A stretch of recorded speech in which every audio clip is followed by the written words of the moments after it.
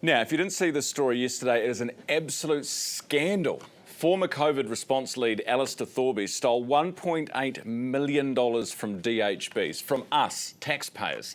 This guy was 25 and somehow in charge of the DHB's response to the COVID pandemic in the Lower North Island. He bought cars, a holiday and even a house with the cash. He submitted invoices for work that never happened. One invoice was for $300,000. Two of the companies he invoiced for didn't even exist. Now, this is bad for two reasons. Firstly, how on earth does some 25-year-old who's been in the job just 5 months bill $1.8 million and get those invoices paid? Who signed them off? Who signed the checks? Who was in charge? Number two, the timing. The judge in this case points out that the money went out the door at a time when the government was scrambling to deal with COVID. Except that this guy was employed from October 2021 to June of 2022. Now, we were letting DJs through the border to Rhythm and Vines by then. The Wiggles were performing the Big Red Car at Spark Arena. So it doesn't add up in my mind. It wasn't panic stations, it was business as usual by then for COVID. So who was writing the checks and on our behalf? Something tells me this guy might have just been the tip of the iceberg. This was, after all, peak Ardern Hipkins money tap era, and it was hosing out the window. We were throwing money out like there was no tomorrow. So, joining me this morning to discuss what controls should have been in place, could have been in place, Jordan Williams with the New Zealand Taxpayers Union. Jordan, good morning. Good morning, Ryan. So what sort of controls would you expect, should you expect to see, to make sure something like this doesn't happen? Well, this case shows that clearly those controls weren't there. For example, you would expect something, especially invoices of 6 figures, to be linked back to a procurement process, back to purchase orders. Very clearly, that simply wasn't happening. It shows that at least two of our DHBs lack basic control systems. So, this wasn't a sophisticated fraud.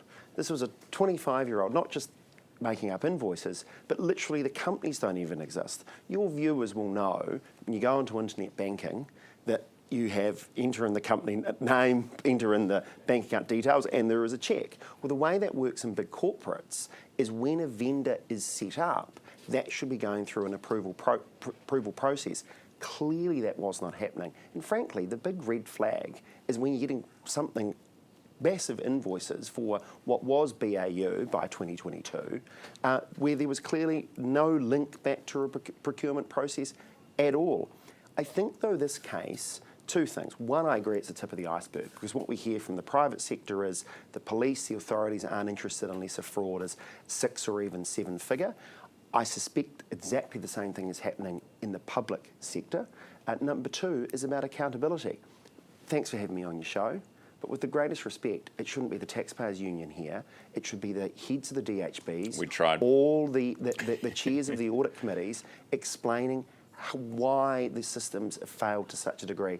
And look, I'm sorry, but taxpayers are sick to their back teeth of this BS excuse of, oh, well, it was urgent, it was an emergency, we had a high trust environment. That shouldn't matter, should it? A high trust environment is code for they're not doing their job.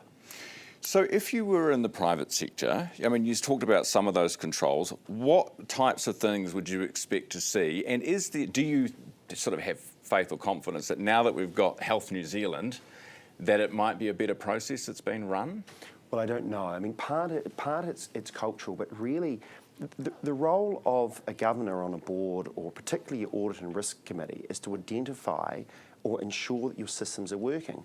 Very clearly, if this was able to happen, a 25-year-old with a relatively unsophisticated scheme was able to drive a bus or 1.8 million through the systems. It suggests that it's a real failure of governance and a failure of both internal audit, I'd argue also external audit, and certainly the Audit and Risk Committee, whose job it is to ensure those systems are in place. I suppose the only saving grace here is that he has been caught. I'm not entirely sure how, but was caught eventually and is now going to prison.